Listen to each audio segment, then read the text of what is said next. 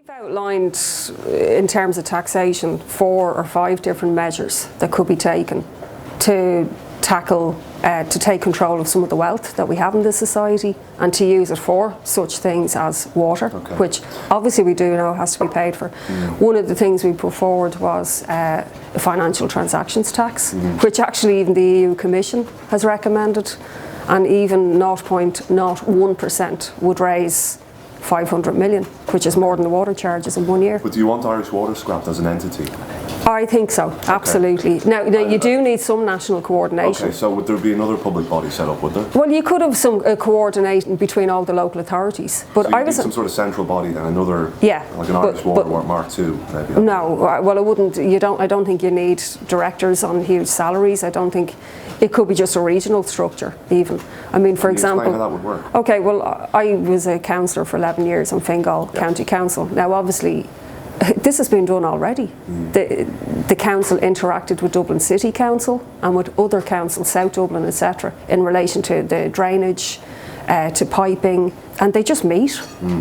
And now you may need some small body that will coordinate that, but I don't think there's any reason.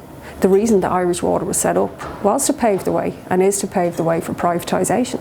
And you can see the kind of company structure that they have, people on big bonuses and... Yeah, but just as ordinary staff as well, or who don't maybe earn big bonuses and stuff like that in Irish Water, I mean, would they be sacked effectively if Irish Water was scrapped under a socialist? I think most of the people who are doing the actual work are council staff. They were working in water services departments.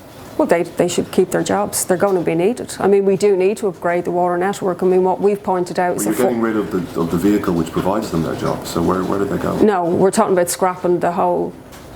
John Tierney and all of those people are not needed. Sacked. Yeah, absolutely. Okay. He's not needed. I mean, he was a former manager in Fingal and Dublin City and so on, and there's a little bit of an old boy network going on as well, because a lot of them are former But do the staff go managers. Back to the local authorities then? Is that what you're proposing? Yeah. I'm just trying to get a handle on the alternative. Yeah. And people say who do pay their water charges now, I mean, obviously you're advocating that they don't, but those that do, would they be given back their money? Well, I would be. That's something that we called for in the last water charges, that there should be an amnesty, that people should get the money back. Okay, because so there'd be a rebate then for that? Yeah. Okay. And what about commercial, non-domestic customers and people on group water schemes? Would they continue to pay for water at the moment, the businesses pay, although actually apparently there's a high non-payment rate by businesses, which hasn't been tackled. In terms of the group, no, we would be in favour, and we've always advocated that people should get some kind of grant towards that. We've always said that. In the last water charges battle as well, we're not in favour of rural being pitted against urban, and as many of those schemes as possible should be brought onto the public network as well. The university acknowledged that there are a lot of leaks. Yeah. Who fixes them? Well, at the moment the national rate's 49%, which is scandalous. Now, some councils are much lower than others. It would tend to be the Dublin councils because they're newer, they've invested more. I think South Dublin's probably about the best. I think it's down to about 20%. To be honest, the world best standard's about 16%. You're never going to eliminate all leaks. But the way they've done that, they didn't have to charge people.